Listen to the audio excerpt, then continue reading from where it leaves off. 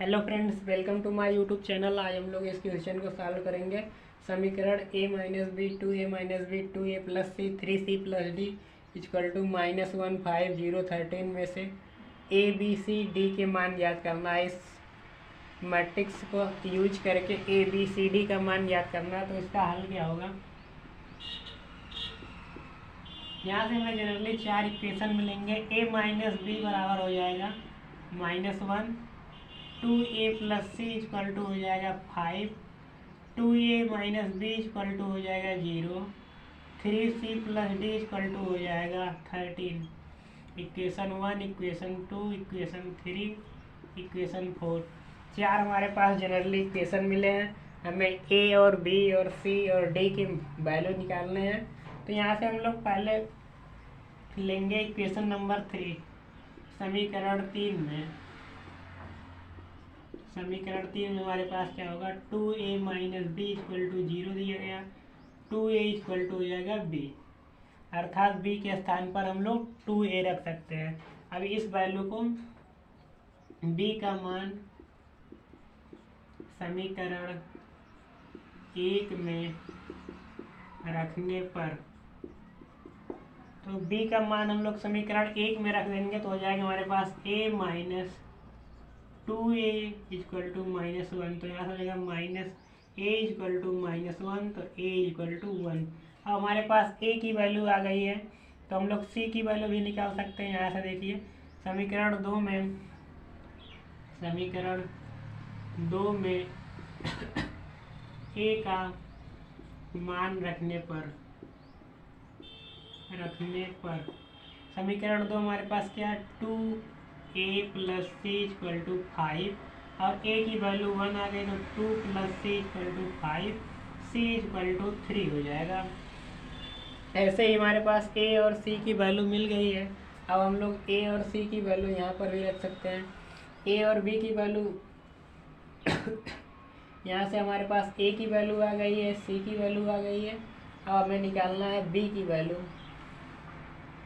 और b बराबर 2a यहाँ पर है। तो यहाँ से हम लोग क्या कर सकते हैं? b बराबर 2a है और a की वैल्यू n है, तो यहाँ से हो गया 2 × 1 अर्थात b बराबर हो जाएगा 2 हो जाएगा। a b और c की वैल्यू हमारे पास मिल गई है। अब d की वैल्यू निकालना है। देन समीकरण 4 में जाएंगे। समीकरण 4 क्या है? 3c plus D equal to 13, 3 × c की वैल्यू 3 है प्लस डी इक्वल टू 13, और यहाँ से हो जाएगा 9 प्लस डी इक्वल टू 13, और डी की जो वैल्यू हो जाएगी 13 minus 9, then D equal to हो जाएगा 13 में से 9 गया तो 4 हो जाएगा। तो हमारे पास a बराबर आ जाएगा, a बराबर हमारे पास है 1, b बराबर है 2, c बराबर 3 और d बराबर 4।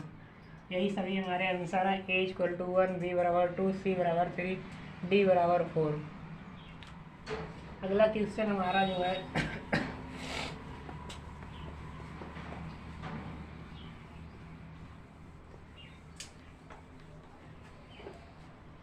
अगला क्वेश्चन एक ऑब्जेक्टिव प्रश्न है। a equal to, question number 8, a equal to दिया गया है aij m क्रॉस n का एक वर्ग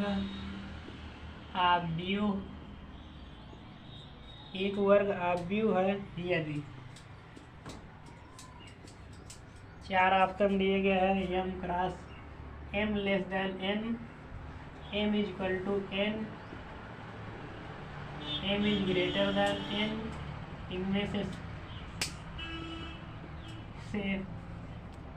कोई नहीं, इनमें से कोई नहीं। ये दूसरा, ये चौथा, ये पहला, ये तीसरा। तो आठवां प्रश्न जो है एक दिया गया है a equal to a i j m cross n का एक वर्ग आव्यूह है यदि m less than n, m is greater than n, m is equal to n, इनमें से कोई नहीं। तो वर्ग आव्यूह की जो डिफिनीशन होती है, वर्ग आव्यूह की जो डिफिनीशन होती है 3 2 1 2 3 1 5 4 1, अर्थात वर्ग आव्यूह वह होता है जिसमें रो की संख्या और कॉलम की संख्या सेम हो। वर्ग आव्यूह में रो और कॉलम की संख्या समान होती है। यहाँ पर देखिए 1 रो 2 रो 3 रो और 1 कॉलम 2 कॉलम 3 कॉलम, अर्थात m क्रॉस n का इसका आर्डर होता है। अर्थात m बराबर n जब होगा तभी एक वर्ग आव्यूह बनेगा। तो हमारे पास जो दिया गया है एक वर्ग आव्यूह है यदि, तो एक वर्ग आव्यूह कब होगा? जब m और n बराबर होगा, अर्थात रो और कॉलम की संख्या आपस में बराबर होगी। तो हमारे पास जो 8वां प्रश्न है उसका आंसर हो जाएगा m बराबर n।